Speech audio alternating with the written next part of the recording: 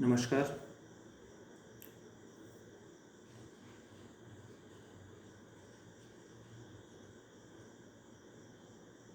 Online classes के इस दौर में स्नातकोत्तर कक्षाओं के विद्यार्थियों के लिए तृतीय सेमेस्टर में भारतीय दर्शन प्रश्न पत्र सिलेबस में है, कोर्स में है। इस भारतीय दर्शन या इंडियन फिलॉसफी पेपर में प्रश्न पत्र में 5 यूनिट हैं, आप सभी जानते हैं। पहली यूनिट में 3 भाग हैं, उसका पहला भाग आज है, इस कक्षा के माध्यम से हम देखने जा रहे हैं।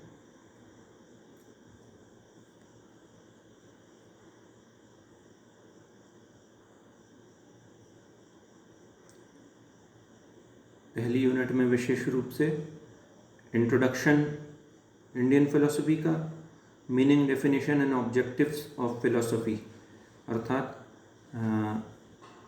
भारतीय दर्शन का सामान्य अर्थ, परिचय, परिभाषाएं और भारतीय दर्शन के उद्देश्य, ये पहला भाग रहेगा जो आज कवर किया जाएगा इस लेक्चर में, इस वक्तव्य में। दूसरा भाग रहेगा general introduction and classification of Indian philosophies, ये सामान्य परिचय और भारतीय दर्शन का वर्गीकरण। वर्गीकरण से तात्पर्य आस्तिक नास्तिक दर्शनों में वर्गीकरण। और कैरेक्टरिस्टिक्स ऑफ इंडियन फिलॉसफी, तृतीय भाग में भारतीय दर्शन की विशेषताएं। दर्शन हम पढ़ने जा रहे हैं, दर्शन शास्त्र की गहराइयों में या जीवन की गहराइयों में उतरने जा रहे हैं, तो निश्चित रूप से परमपिता परमेश्वर को हम ध्यान करना चाहेंगे कि जो कार्य हम करने जा रहे हैं, ईश्वर उसमें हमें सफलता प्राप्त कराने के लिए आशीर्वाद प्रदान करे। अर्थात जो विद्या हम ग्रहण करने जा रहे हैं, जो भी हमारा उद्देश्य है इस शिक्षा को ग्रहण करने का, उसकी पूर्ति के लिए परमपिता परमेश्वर के चरणों में निवेदन है। करने के लिए मैं आपसे आग्रह करूंगा कि आंखें बंद कर ध्यान की स्थिति में बैठकर अपने शरीर को देखें। कमर गर्दन सीधा, आंखें बंद करेंगे। एक लंबा ओम का उच्चारण करेंगे।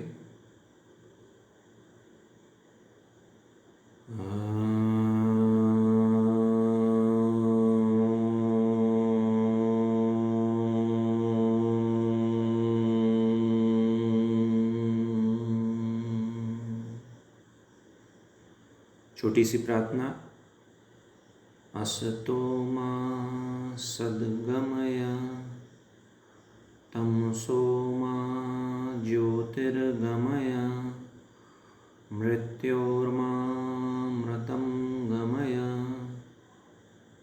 लोका समस्ता सुखिनो भवन्तु। ओम शांति शांति शांति। हे प्रभु, इस जगत के समस्त प्राणी सुखी हों। हम असत्य से सत्य की ओर अग्रसर हों। हम अंधकार से प्रकाश की ओर अग्रसर हों और मृत्यु से अमरत्व की ओर हमारे कर्म केंद्रित हों। ये चरणों में आपकी प्रार्थना है। धन्यवाद। तो भारतीय दर्शन के संदर्भ में चर्चा करने से पूर्व सामान्य रूप से षड दर्शन एक शब्द आता है। षड दर्शनों में क्या है? वे आस्तिक दर्शन कहलाते हैं। क्यों? भारतीय दर्शन का वर्गीकरण जब हम आगे देखेंगे तो आस्तिक और नास्तिक 2 धाराओं में दर्शन बटे हुए हैं, या इनकी 2 धाराएं हैं। जो वेदों पर विश्वास करते हैं या वेदों को आप्त मानकर जो केंद्रित हैं या जो जिनका आधार है, वो षड दर्शन आस्तिक दर्शन कहलाते हैं। 6 दर्शन हैं इसमें। न्याय, वैशेषिक, सांख्य, योग, मीमांसा और वेदांत, ये षड दर्शन आस्तिक दर्शन कहलाते हैं। जबकि जो वेदों को नहीं मानते, अर्थात जो वेदों के अतिरिक्त अपना स्वयं का दर्शन प्रतिपादित कर रहे हैं, वे नास्तिक दर्शनों की श्रेणी में आते हैं और उनके नाम हैं चार्वाक, जैन और बौद्ध दर्शन। ये आगे के कक्षा में आपको मिलेगा। छोटी सामान्य सी बात से प्रारंभ कर रहा था। अब मूल रूप से विषय की ओर कदम रखते हैं। भारतीय दर्शन इस प्रश्न पत्र में पहला जो भाग है वो introduction, meaning, definition and objectives of philosophy है, अर्थात भारतीय दर्शन का सामान्य परिचय, दर्शन शब्द का अर्थ, दर्शन की परिभाषा और दर्शन का उद्देश्य। दर्शन का क्या अर्थ है, सामान्य रूप से चर्चा कर लेते हैं। तो दर्शन का अर्थ होता है देखना। और देखना क्या, जो भी दृश्य है उसको देखना। एक संत से बात हुई तो मैं उनके पास पहुंचा तो बोले कि आइए आइए, बहुत दिनों बाद आए। मैंने कहा महाराज जी दर्शनों के लिए आए हैं। बोले दर्शन तो परस्पर होते हैं। तो मैं समझ नहीं पाया एकदम से। तो बोले दर्शन परस्पर ही होते हैं, अर्थात आप एक ही व्यक्ति दूसरे व्यक्ति का दर्शन करे तब ये संभव नहीं है। दर्शन दो व्यक्ति आपस में ही करते हैं, अर्थात दर्शन परस्पर होता है। मुझे बड़ी अच्छी लगी वो बात। मैंने कहा चलिए महाराज जी, आज एक नई चीज़ आपसे सीखने को मिली कि दर्शन परस्पर होते हैं। सही बात है। यहाँ दर्शन, भारतीय दर्शन के परिप्रेक्ष्य में बात कर रहे हैं, तो क्या इसका अर्थ हो सकता है, क्या मायने हो सकते हैं, या क्या इसकी गहराई में छुपा हुआ है, ये देखेंगे। तो दर्शन शब्द की शास्त्रकारों ने अनेक प्रकार से व्याख्या की है। विभिन्न दर्शन के प्रणेताओं ने या विचारकों ने दर्शन शब्द को अपने अपने ढंग से परिभाषित करने का प्रयास किया है। कुछ प्रचलित जो इसके अर्थ हो सकते हैं या हैं, उनको हम देखेंगे। तो सबसे पहले दर्शन शब्द की उत्पत्ति या दर्शन शब्द कहाँ से आया और क्या उसका अर्थ है। तो दर्शन शब्द की उत्पत्ति के संदर्भ में देखें तो दृश्य इत्यास्मात् धातो ल्युट् प्रत्यय सति दर्शन शब्द निष्पद्यते। ये संस्कृत भाषा से लिया गया दर्शन शब्द की व्युत्पत्ति का भाग है। इसमें दृश्य धातु में ल्युट् प्रत्यय लगने से दर्शन शब्द जो है निष्पन्न होता है। अपने कोशों को जानना, समझना, प्रत्यक्ष जानना, निरीक्षण करना, सम्मान सहित देखना आदि इस दर्शन शब्द के अर्थ हैं। एक और व्युत्पत्ति जिसके आधार पर हम दर्शन शब्द को समझने का प्रयास करें तो वह है दृश्यते अनेन इति दर्शनम। इस व्युत्पत्ति के अनुसार जिसके द्वारा देखा जाए वह दर्शन है। यह देखना सामान्य रूप से स्थूल नेत्रों से हो सकता है, होता है, तो विशेष रूप से सूक्ष्म नेत्रों से। ये स्थूल और सूक्ष्म, आप चूँकि योग के विद्यार्थी हैं सभी, तो निश्चित रूप से समझते होंगे स्थूल क्या है और सूक्ष्म क्या होता है। जो भौतिक दृश्यमान जगत है वह स्थूल जगत है, तो जो आंतरिक जगत है, जो गुणतम रहस्यों को धारण किए हुए जगत है, वह स्थूल जगत है, सूक्ष्म जगत है, क्षमा कीजिएगा, सूक्ष्म जगत है। तो नेत्रों के संदर्भ में जो हम व्यष्टि देख रहे हैं, आप मुझे बोलता हुआ सुन रहे हैं, आप किसी कमरे में बैठे हुए हैं, तो यह स्थूल परिस्थिति है, जबकि सूक्ष्म दृष्टि जो है वह जो बात आप सुनने जा रहे हैं उसमें क्या गहराई हो सकती है, तो वह सूक्ष्म दृष्टि हो सकती है। सूक्ष्म नेत्रों को दिव्य चक्षु, ज्ञान चक्षु या प्रज्ञा चक्षु भी कहते हैं। वही बात जो मैं अभी कह रहा था, दिव्य चक्षु, ज्ञान चक्षु या प्रज्ञा चक्षु, अर्थात जिसके माध्यम से गुणतम रहस्यों की जानकारी हमें प्राप्त होती है, तो वह सूक्ष्म वस्तु या सूक्ष्म चीज होती है। स्थूल और सूक्ष्म दोनों ही प्रकार के पदार्थ दर्शन में अध्ययन का विषय बनते हैं। इस अध्ययन का मूल जिज्ञासा है। कोई ना कोई वजह होना चाहिए या कोई ना कोई विचार होना चाहिए जिसके माध्यम से आप उस पदार्थ को देखने का प्रयास करेंगे। अब यह प्रश्न उठता है कि देखा क्या जाए, यह दृश्यमान जगत क्या है। सबसे पहला प्रश्न यही उठेगा निश्चित रूप से कि हम जो देख रहे हैं प्रकृति या जो भी हम वस्तु या पदार्थ अपने सामने पा रहे हैं वह क्या है, किस रूप में है, इसे किसने बनाया है, इसका सच्चा स्वरूप क्या है और कब और कैसे इसकी उत्पत्ति हुई। बड़े प्रश्न अब आपके सामने आते हैं। इनके अतिरिक्त आगे चलें तो मैं कौन हूँ। सबसे बड़ा प्रश्न, मैं नितिन नाम से जाना जाता हूँ, क्या यही वास्तव में मेरा परिचय है? सब कुछ इसी नितिन शब्द में ही समाहित है या मैं कुछ और भी हूँ?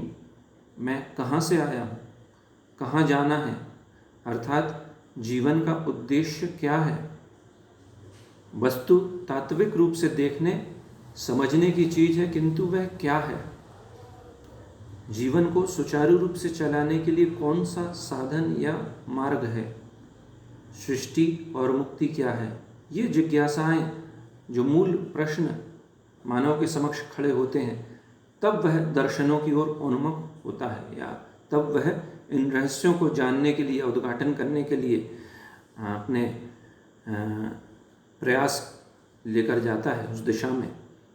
इन सब प्रश्नों के समुचित उत्तर खोजने, देखने और निरीक्षण करने का नाम दर्शन है।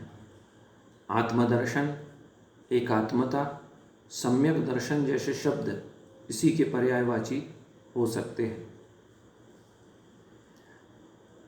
जब पहले मैं क्लास दिया करता था, अर्थात पूर्व के मेरे अपॉइंटमेंट के टाइम पे, तो मैं अपने विद्यार्थियों के समक्ष ये प्रश्न रखा करता था। फर्स्ट ईयर में जब शुरुआत की क्लासेस में विद्यार्थी आते थे तो उनसे पूछता था कि मैं कौन हूँ, मैं कहाँ से आया हूँ, मुझे कहाँ जाना है, क्या मेरे जीवन का उद्देश्य है, क्या मैं उस उद्देश्य की प्राप्ति के लिए वास्तव में प्रयासरत हूँ, क्या मैं वह लक्ष्य जो मेरा जीवन का होना चाहिए उस ओर अग्रसर हूँ या नहीं। इन बातों पर चिंतन कीजिए, मनन कीजिए और प्रश्नों का उत्तर ढूंढने का प्रयास कीजिए। आज वही दर्शन की इस कक्षा में ये प्रश्न एक बार फिर आपके समक्ष रख रहा हूँ।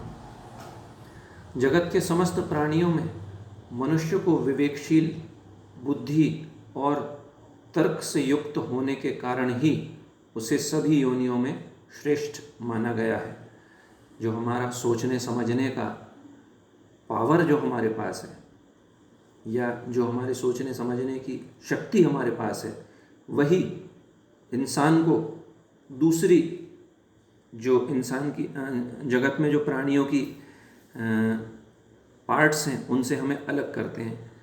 चाहे वे जानवर हों या अन्य जो भी जीव जंतु हैं, उनसे हमें वे अलग बनाते हैं, क्योंकि हमारे पास मुख्य रूप से सोचने समझने की, तर्क करने की और तर्कों के हल खोजने की शक्ति है या क्षमताएं हैं।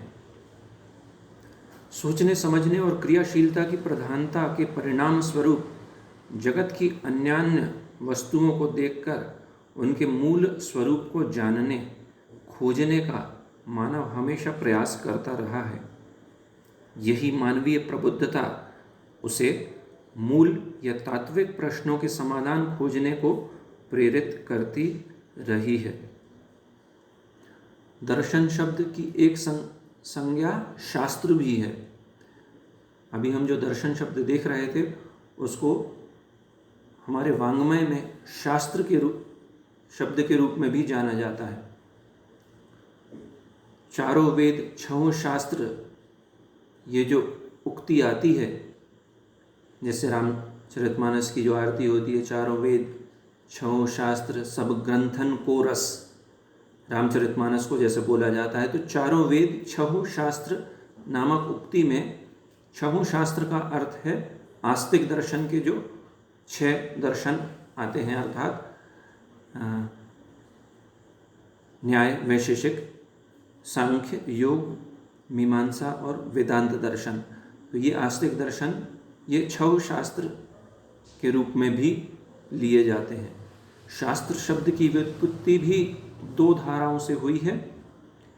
ये 2 शब्दों से बना है, शास और शंस, अर्थात शास्त्र अर्थात आज्ञा करना और शंस अर्थात वर्णन करना, धर्म और कर्तव्य का निर्देश करने और अधर्म तथा अकर्तव्य का निषेध करने के कारण वेद से स्मृतियों तक सभी धर्मशास्त्र शास अर्थ में आते हैं।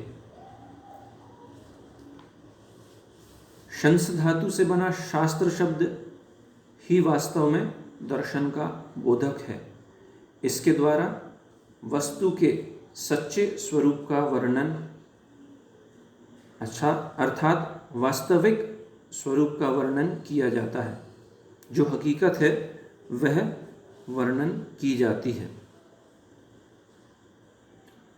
दर्शन शब्द का प्रयोग स्थूल और सूक्ष्म, भौतिक और आध्यात्मिक दोनों ही अर्थों में किया जाता है। व्यवहारिक दृष्टि से इन तत्वों को सिद्ध करने वाले तर्क और विपक्ष का खंडन करने वाली युक्तियां भी दर्शन के अंतर्गत आ जाती हैं। तो वृहद अर्थ है दर्शन शब्द का।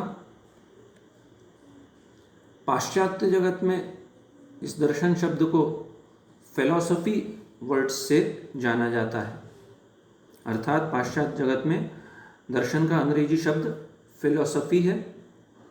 यह शब्द ग्रीक यूनानी सभ्यता या यूनानी भाषा से उत्पन्न 2 शब्दों के मेल से बना है। यह शब्द 2 ग्रीक शब्दों के मेल से बना है, फिलोस अर्थात प्रेम या अनुराग, और सोफिया अर्थात विद्या। इस तरह से फिलॉसफी शब्द का अर्थ हुआ विद्या का प्रेम, विद्या अनुराग या विद्या के प्रति अनुराग होना। दर्शन का एक अर्थ अध्यात्म भी है। आप देखते जाइए, अलग अलग व्युत्पत्तियों या अलग अलग उसके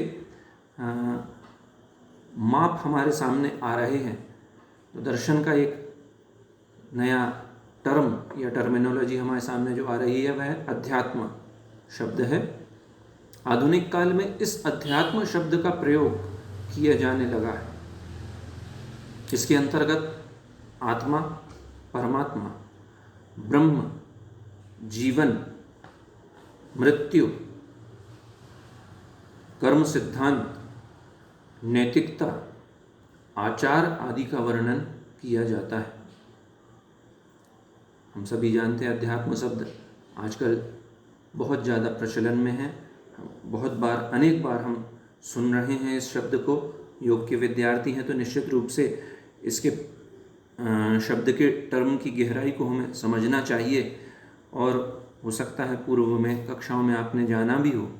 तो आज इस शब्द को हम एक बार फिर देख रहे हैं। सार रूप से हम यह कह सकते हैं कि संपूर्ण जगत ही दर्शन का विषय है, और अनादिकाल से ही हमारे सिद्ध ऋषि मुनियों ने इस विषय पर गहन चिंतन कर जो उत्तर यथार्थ रूप में दिए हैं, वे उत्तर हमारे सामने आप्त वचनों अर्थात शब्द प्रमाण के रूप में उपलब्ध हैं। भारत में दर्शन उसे कहा जाता है जिसके माध्यम से सत्य अर्थात यथार्थ का साक्षात हो जाए। तो आपने देखा कि दर्शन शब्द कितनी गहराई से अर्थ लेता है, और एक अर्थ यहाँ पर निकल कर आ रहा है कि जो सत्य का परिचय कराता। अब सत्य हमारे बोलचाल वाला सत्य नहीं है, वास्तव में जीवन के गहराइयों से हमें, या जीवन के गुणतम रहस्यों से जो हमें परिचय करा रहा हो, ऐसा शब्द दर्शन कहलाता है। भारत में दर्शन को अनुभव के आधार पर दो प्रकार से माना गया है। किसी भी चीज़ को हमें यदि समझना है तो उसका किस प्रकार का अनुभव हमें प्राप्त हो रहा है, उससे हम उस शब्द को परिभाषित कर सकते हैं, या उसे हम समझ सकते हैं, या उसका ज्ञान प्राप्त कर सकते हैं जो हमें इंगित हो सकता है। तो दो प्रकार से दर्शन का अनुभव प्राप्त किया जा सकता है। पहला इंद्रियजन्य अनुभव और दूसरा अनेंद्रिय अनुभव। इंद्रियजन्य अनुभव से तात्पर्य जो हमारी इंद्रियां हमें ज्ञान प्राप्त कराती हैं, उनके आधार पर जो हम ज्ञान या जान पाते हैं, वह दर्शन का आधार बनता है। उसी प्रकार से अनेंद्रिय अनुभव, इसको दूसरे शब्दों में आध्यात्मिक अनुभूति कहते हैं। तो ये अनेंद्रिय से अर्थ हुआ जिनको हम अपनी ज्ञानेंद्रिय कर्मेंद्रियों से अनुभव न करते हुए आध्यात्मिक तौर पर या जीवन की गहराइयों को जानते हुए या समझते हुए जिनका हम अनुभव प्राप्त करते हैं, ये दर्शन की दो प्रकार से ज्ञान प्राप्त करने की विधियां बताई हैं। भारतीय मनीषियों के अनुसार तत्व का साक्षात्कार अनुभूति द्वारा ही संभव है। तत्व अर्थात क्या वास्तव में होना चाहिए, क्या है, क्या हम देख रहे हैं, क्या समझ रहे हैं, उसकी अनुभूति के द्वारा ही हमको अनुभव या परिचय प्राप्त होता है। जब हम उसको अपने जीवन में अंगीकृत करते हैं या उनका हमारे अंदर किसी न किसी रूप में प्रादुर्भाव होता है, प्रकट होती हैं, उनके माध्यम से हम उसका साक्षात्कार करते हैं। आध्यात्मिक अनुभूति इंद्रिय या बौद्धिक ज्ञान से ऊपर है। जो हम वास्तव में देख रहे हैं उसके अतिरिक्त जो एग्जिस्टेंस है, वो वास्तव में एग्जिस्टेंस का जो ज्ञान है या उपलब्धि है, वास्तव में वह आध्यात्मिक अनुभूति कहलाती है। बौद्धिक ज्ञान में ज्ञाता और ज्ञेय के मध्य द्वैत का भाव रहता है, जबकि आध्यात्मिक ज्ञान में ज्ञाता और ज्ञेय के मध्य अद्वैत का भाव रहता है। अर्थात ज्ञाता भी वही है जो ज्ञेय है, उसमें दो तत्व नहीं होते, एकाकार हो जाता है वह। इस तरह से आपने दर्शन के संदर्भ में सामान्य परिचय प्राप्त किया होगा कि दर्शन देखना है, और क्या देखना है, तो जगत को उसके मूल स्वरूप में देखना है, मूल अर्थों में उसे जानना है। पदार्थ क्या है, तत्व क्या है, जीवन क्या है, आत्मा क्या है, लोक क्या है, परलोक क्या है, और जीवन में शरीर, मन, बुद्धि, इनके माध्यम से कर्म और इनके कर्म के सिद्धांत क्या हैं, और क्या जीवन का उद्देश्य है, और क्या उद्देश्य प्राप्त करने के प्रकार हैं या उनके माध्यम क्या हैं, ये सब दर्शन का विषय वस्तु हो सकता है। दर्शन की परिभाषाएं देख लें हम अपन। दर्शन का क्षेत्र बहुत व्यापक है, अतः इसकी एक सर्वमान्य परिभाषा दे पाना कुछ हद तक कठिन है।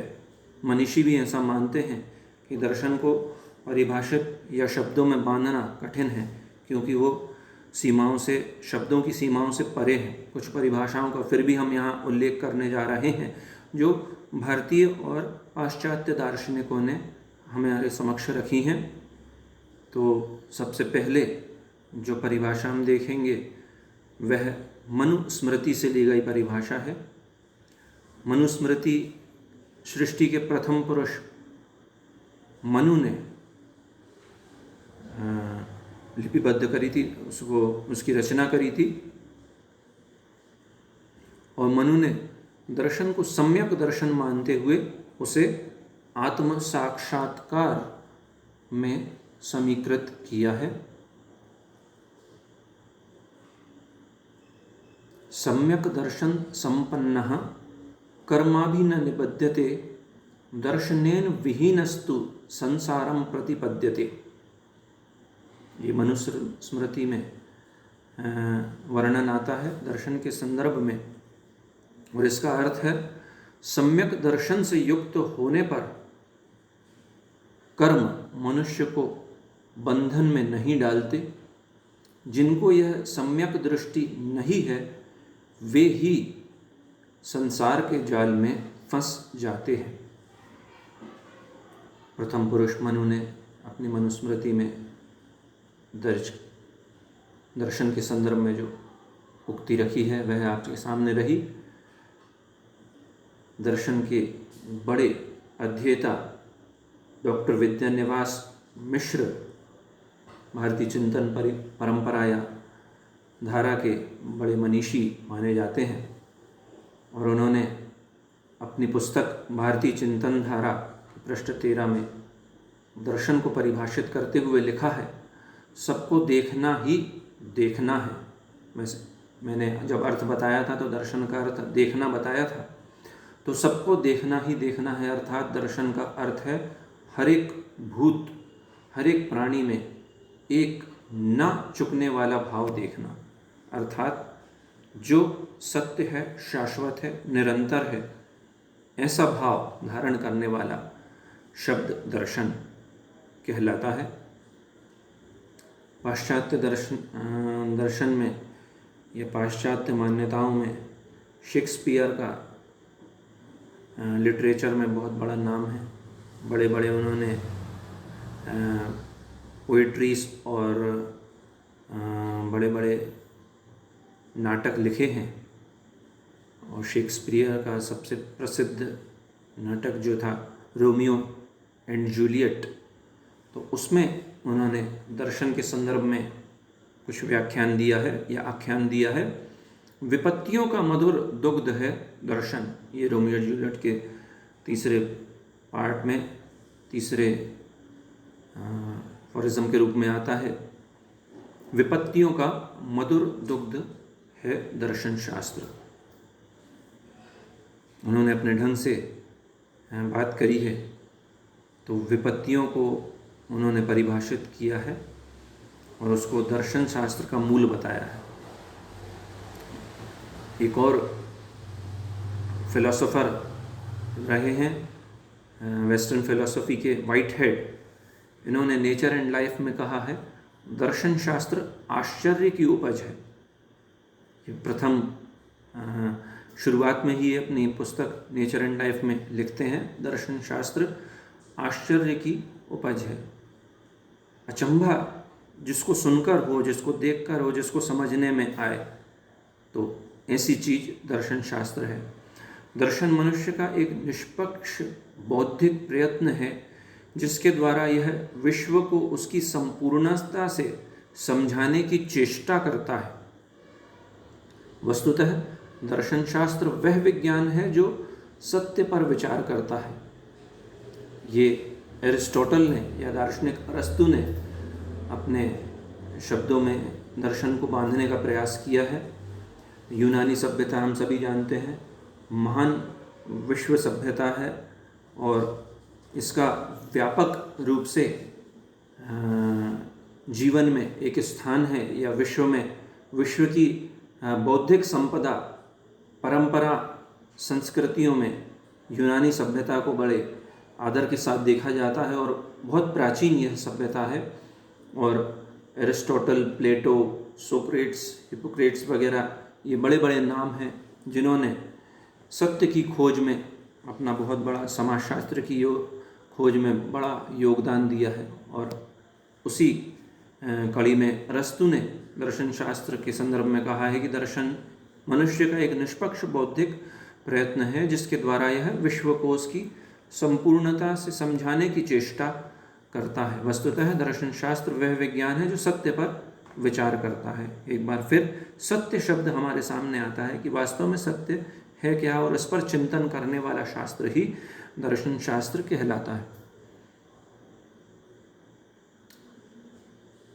प्रोफेसर हिरियाना, इन्होंने दर्शन शास्त्र की परिभाषा में कहा है कि पाश्चात्य दर्शन की भांति भारतीय दर्शन का आरंभ आश्चर्य और उत्सुकता से न होकर जीवन की नैतिक भौतिक बुराइयों के शमन के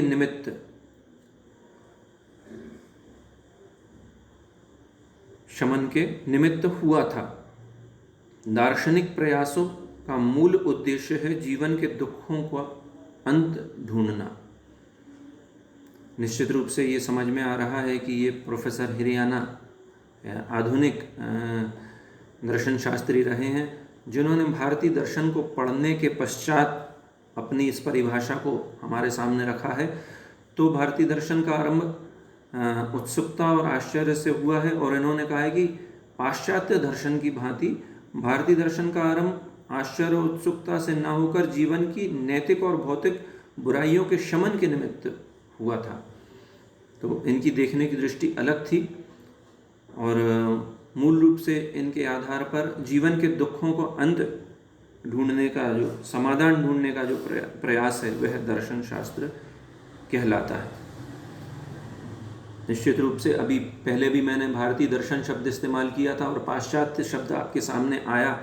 तो भारतीय और पाश्चात्य दृष्टिकोण क्या है, इस पर भी एक छोटी सी दृष्टि, एक हल्की सी प्रकाश डाल लेते हैं कि भारतीय दर्शन और पाश्चात्य दर्शन वास्तविक रूप से ये दो शब्द टर्मिनोलॉजीज क्यों सामने आ रही हैं। उपरोक्त परिभाषाएं दर्शन के विभिन्न पक्षों को उद्घाटित करती हैं और जीवन के विभिन्न पक्षों में जीवन दर्शन की उपयोगिता को सिद्ध करती हैं। इनसे स्पष्ट है कि दर्शन के संबंध में पाश्चात्य और भारतीय विचारकों के मत में पर्याप्त अंतर है। पाश्चात्य दृष्टि जगत को उसकी संपूर्णता में निष्पक्ष होकर देखने के लिए तर्क और बुद्धि को आवश्यक मानती है, जबकि भारतीय विचारकों का स्पष्ट मानना है कि दर्शन का सत्य ज्ञान बुद्धि की सीमा के परे आध्यात्मिक जगत में पहुंचकर ही होता है। तो पाश्चात्य दर्शन या दृष्टिकोण निश्चित रूप से हम कहते हैं ज़्यादा साइंटिफिक है, वो ज़्यादा वैज्ञानिक रूप से बात करता है। अर्थात वहाँ पर जो हमारे दर्शनों में हमारे जीवन का मूल है, ईश्वर तत्व को हम जो मानते हैं, ईश्वर की ऊपर हम अपने आप को जीवन को समर्पित करते हैं या व्यक्त करते हैं कि ईश्वर एक सत्ता है जिसके अधीन या जिसके द्वारा हम उत्पन्न हुए हैं। तो पाश्चात्य दर्शन या पाश्चात्य दृष्टिकोण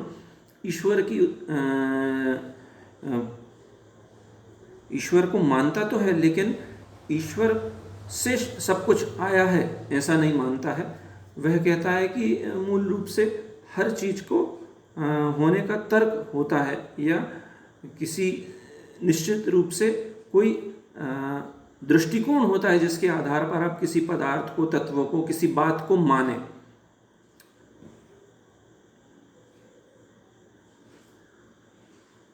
पाश्चात्य दर्शन ने जिज्ञासा को प्रमुख मान्यता दी है, जबकि भारतीय विचारकों ने जगत की निस्सारता, दुख से निवृत्ति और मोक्ष को अहम माना है। पश्चिमी दर्शन का आरंभ आश्चर्य और उत्सुकता से हुआ है। वहाँ ईश्वर की प्रधानता नहीं है, वे मानते हैं ईश्वर को, लेकिन हमारे यहाँ या भारतीय दर्शन जो है अपने आप को किसी न किसी पराशक्ति परब्रह्म संकल्पना को मानता है। ये हमारा मूल डिफ्रेंशिएशन है वेस्टर्न फिलॉसफी से, कि हम किसी पराशक्ति को, जिसको हम दैवी शक्ति बोल सकते हैं, जिसको हम ईश्वर की शक्ति मानते हैं, तो प्रकृति को, जो इस चराचर जगत को चला रहा है, हम ये मानते हैं कि कोई ना कोई शक्ति है। तो वो शक्ति जब संचालन कर रही है तो हमारा आधार समर्पण का हो जाता है, जबकि उनका आधार जो है, देखने की जो दृष्टि है, वह जिज्ञासा को, या क्यों ऐसा, इस प्रश्न के आधार पर वहाँ सोच निर्धारित होती है। वहाँ दर्शन का उद्देश्य, वहाँ मतलब पाश्चात्य दर्शन का उद्देश्य स्वयं ज्ञान प्राप्त करने से है। अतः दर्शन को पश्चिम में साध्य के तौर पर चित्रित किया गया है। इसके विपरीत भारतीय दर्शन व्यवहारिक है, और दार्शनिकों ने विभिन्न प्रकार के दुखों को पाकर उनसे ऊपर उठने के लिए दर्शन की शरण ली है। मैक्स मूलर की ये पंक्तियां इस कथन की पुष्टि करती हैं, भारत में दर्शन का अध्ययन मात्र ज्ञान प्राप्त करने के लिए नहीं, वरन जीवन के चरम उद्देश्य की प्राप्ति के लिए किया जाता था। मैक्स मूलर ने अपने शब्दों में कहा कि भारत में दर्शन का अध्ययन ज्ञान प्राप्त करने के लिए ही नहीं, ज्ञान तो ठीक है, किसी चीज़ को जानना वो तो ठीक है, लेकिन उससे ऊपर उठकर जो वास्तव में जीवन है, जो वास्तव में जगत है, वो क्या है और उसका क्या लक्ष्य है, उस लक्ष्य तक पहुंचने के लिए क्या साधन है, किस प्रकार से क्या मार्ग हैं जिनको अपनाकर हम जा सकते हैं, तो उनके आधार पर जो स्टडी है वो भारतीय दर्शन शास्त्र का विषय वस्तु है, या भारतीय दर्शन शास्त्र का लक्ष्य है। अब हम देखें दर्शन के उद्देश्य। अभी आपने देखा एक सामान्य परिचय दर्शन शब्द का। दर्शन शब्द के परिचय के बाद सामान्य जो परिभाषाएं आपके सामने मैंने रखी हैं। अब भारतीय या दर्शन शब्द का जो उद्देश्य है वो क्या है। दर्शन के उद्देश्य के संदर्भ में बात करें तो निश्चित रूप से सारे दर्शनों का सबसे मूल उद्देश्य है जीवन किस प्रकार से मोक्ष को प्राप्त करे, अर्थात मूल उद्देश्य समस्त दर्शनों का मोक्ष ही रहा है। तो इसके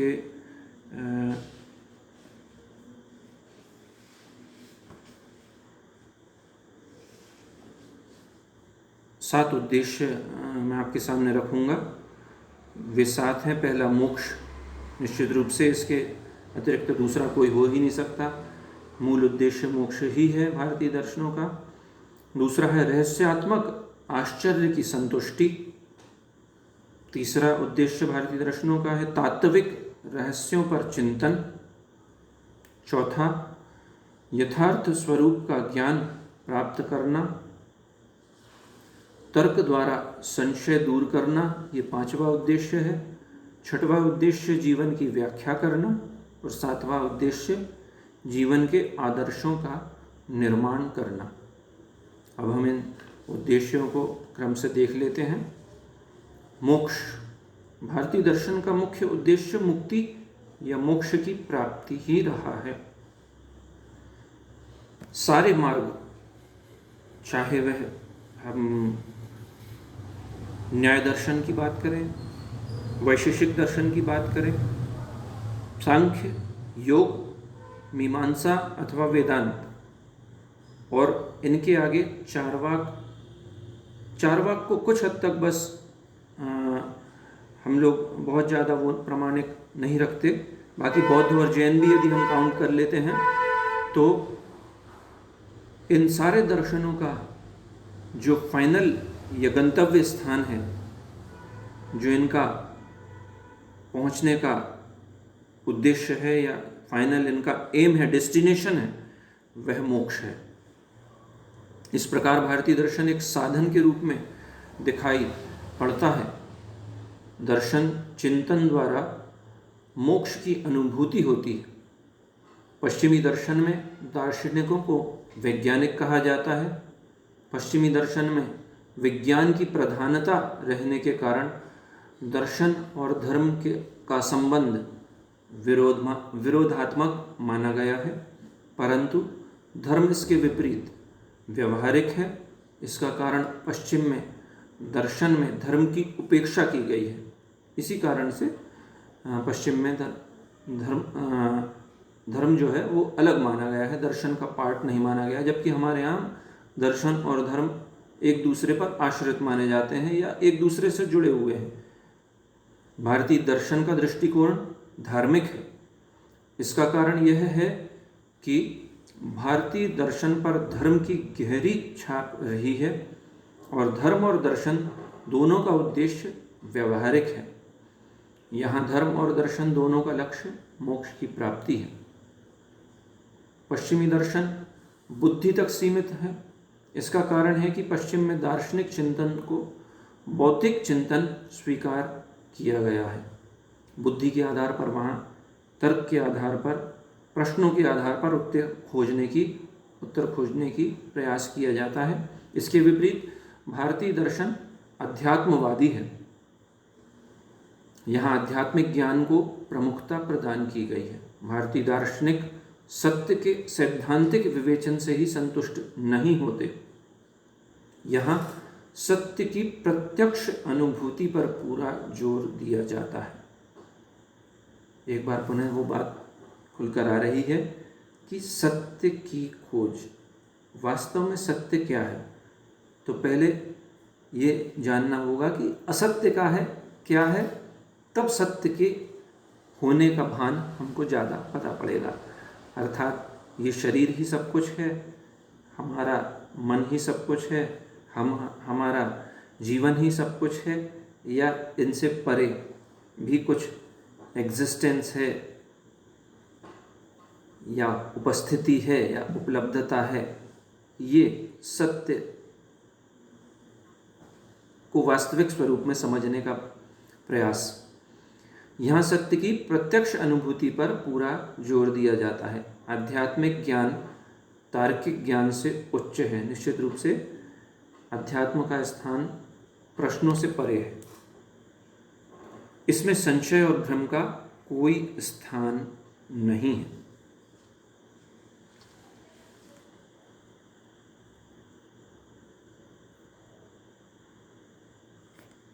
आगे चलें।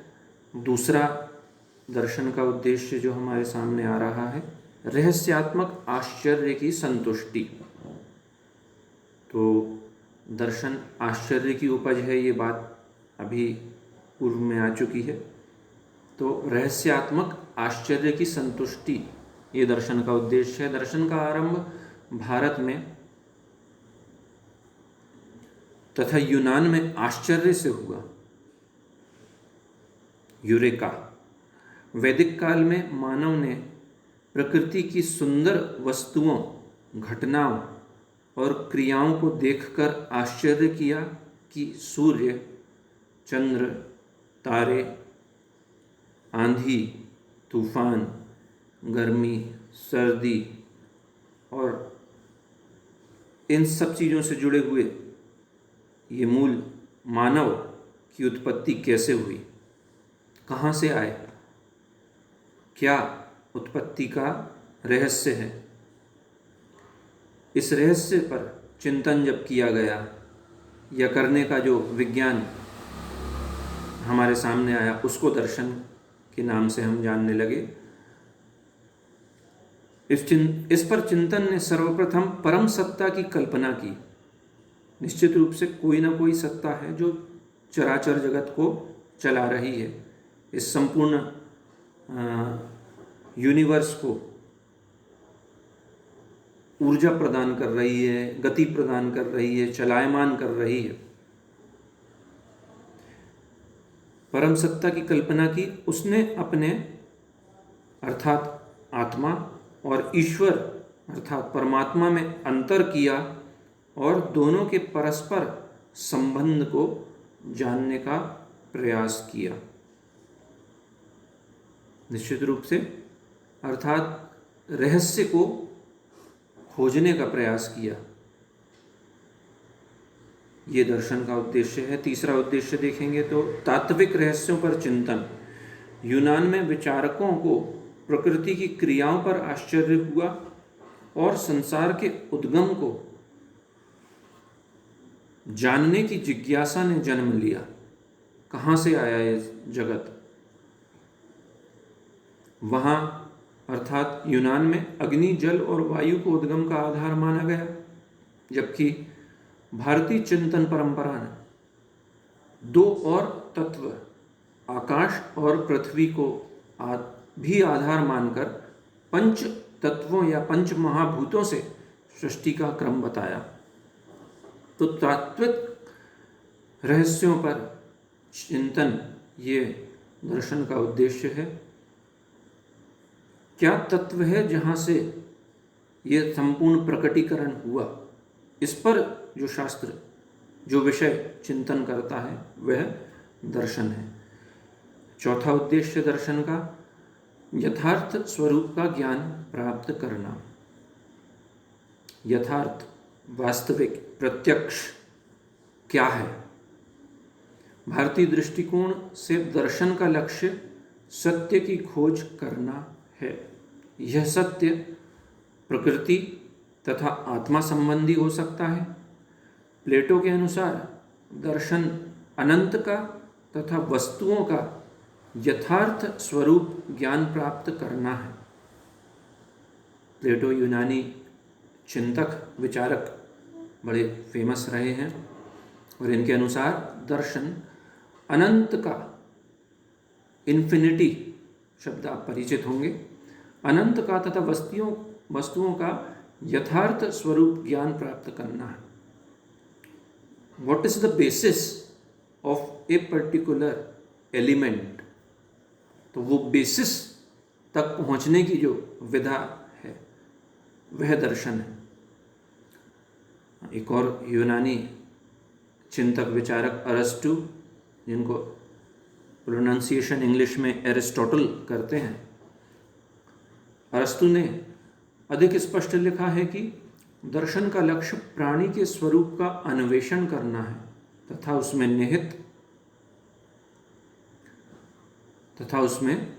निहित स्वाभाविक गुणों का पता लगाना है। प्राणी के स्वरूप का अन्वेषण करना है, खोज करना है, रिसर्च करना है कि प्राण तत्व कहाँ है, कहाँ से उत्पन्न हुआ है, क्या है, कहाँ से आया, और जो उसके निहितार्थ हैं, निहित गुण हैं, उनका पता लगाना है। दर्शन का लक्ष्य समग्र ब्रह्मांड को समग्र वास्तविकताओं का दिग्दर्शन कराना है। संपूर्ण पृथ्वी या पृथ्वी से आगे ब्रह्मांड को पूर्ण वास्तविकता से परिचित कराना, ये दर्शन का उद्देश्य है। पांचवा उद्देश्य तर्क द्वारा संशय दूर करना। संशय ही दर्शन का आरंभ स्रोत है, अर्थात भ्रम। संशय अर्थात भ्रम। तो संशय मतलब ऐसा क्यों, वैसा क्यों नहीं, संशयात्मक ज्ञान, यहीं से दर्शन आरंभ हो जाता है। तत्व चिंतन। वास्तविक ज्ञान की प्राप्ति केवल किसी बात को मान लेने से नहीं होता है जब तक कि उसे तर्क देकर सिद्ध न किया जाए। आपको बताना पड़ेगा कि 2 + 2 4 हैं और व्यक्ति मान लेगा। क्यों मान लेगा? क्योंकि 2 को जोड़ेंगे 2 से तो वो 4 ही बनेगा। ये मैथमेटिक्स या गणित का सार है। जबकि अन्य कोई बात करेगा कि जगत क्या है, पदार्थ क्या है, कहाँ से क्या उत्पन्न हुआ, तो जब तक तर्क के माध्यम से उसकी सिद्धि ना की जाए, आगे आप रिसर्च करने जाएंगे, यदि एमए करने के बाद, एमएससी करने के बाद तो रिसर्च करने के लिए जाएंगे, पीएचडी करना चाहेंगे, तो आपके सामने प्रश्न खड़ा होगा, उस प्रश्न के आधार पर ही आप अपना थीसिस वर्क करेंगे या अपना रिसर्च वर्क करेंगे।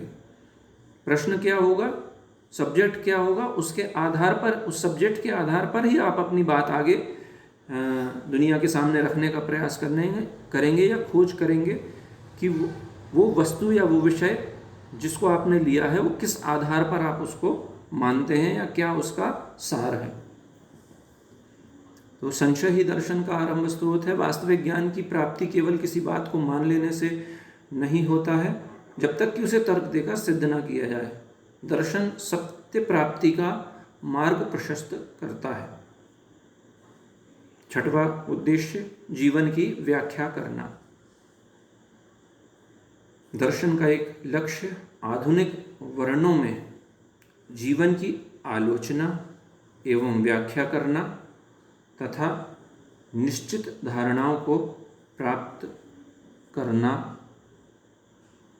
है, प्राप्त कराना है। जीवन क्या है, कहाँ से आया, क्या उद्देश्य है, क्या लक्ष्य है, तो वो जो एम्स हैं, उन एम्स को उद्घाटित करने वाला जो शास्त्र है वह दर्शन है। जीवन की व्याख्या करने वाला शास्त्र दर्शन है।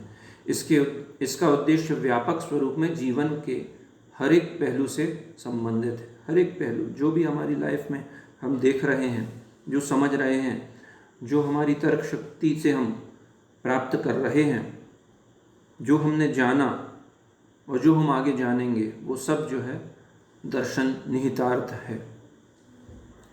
आखिरी उद्देश्य, जीवन के आदर्शों का निर्माण करना।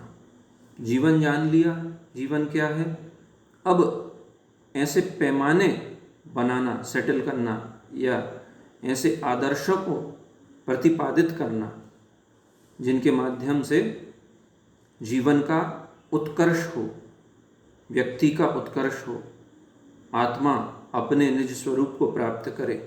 जीवन के आदर्शों का निर्माण करना। प्राचीन से लेकर अर्वाचीन काल तक भारतीय एवं समस्त दार्शनिकों का लक्ष्य जीवन के आदर्शों का निर्माण करना रहा है। दर्शन जीवन के प्रति उस निर्णय को कहते हैं जो मानव लेता है और क्रियान्वित करता है। अर्थात आप जो भी निर्णय ले रहे हैं और उनके आधार पर जो भी कर्म करने जा रहे हैं वह दर्शन की विषय वस्तु के अंतर्गत आता है। मुझे लगता है दर्शन के संदर्भ में ये प्रारंभिक चर्चा निश्चित रूप से आपको इस शब्द की अर्थ को जानने और समझने के लिए प्रेरित करेगी। आगे इसके गहराइयों में हम गोते लगाएंगे, ऐसा मेरा मानना है या ऐसा मैं समझता हूँ। और जो अल्प ज्ञान हमारे पास है उसको आपके समक्ष रखने का प्रयास करेंगे। भारतीय दर्शन बहुत गूढ़ विषय है और इनको सरल शब्दों में रखने का प्रयास करना और हर किसी को समझ में आना और हर किसी को समझा पाना ये बड़ा कठिन है। फिर भी जो मेरी अल्पबुद्धि के माध्यम से मैं आपके समक्ष बेस्ट पॉसिबल मैनर में रखने का प्रयास करूँगा, निश्चित रूप से वो आपके कोर्स को, पाठ्यक्रम को उद्घाटित करेगी या उसमें आपका मार्गदर्शन तो करेगी ही, साथ ही मूल तत्वों से, रहस्यों से आपको परिचित भी कराएगी। अगली कक्षा में हम देखेंगे वर्गीकरण भारतीय दर्शन का और उनके सामान्य परिचय। एक बार मुझे समय देने के लिए, मुझे सुनने के लिए मैं आपका आभारी हूँ और ये प्रयास करूँगा कि इस संदर्भ में आपके यदि कोई प्रश्न हो तो मुझे आप व्हाट्सएप पर भेजें, और वो भी मैं उनको एड्रेस करने का प्रयास करूँगा। इन्हीं शब्दों के साथ ईश्वर हमारी बुद्धि को सन्मार्ग की ओर प्रेरित करे और वास्तविक रूप से हम अपने विषय को समझ सकें, उसको जान सकें, उसको पढ़ सकें, उसका अध्ययन करके हम सर्वप्रथम अपनी उपाधि जिसके लिए हम मेहनत करने जा रहे हैं, मेहनत कर रहे हैं, वो प्राप्त करें और उसके आगे अपने जीवन में इन बातों का अनुसरण करने का प्रयास करें। इन्हीं शब्दों के साथ बहुत शुक्रिया, बहुत धन्यवाद। आप अपना बहुत अच्छे तरीके से ख्याल रखें। Do take a very good care of self. Thank you. धन्यवाद।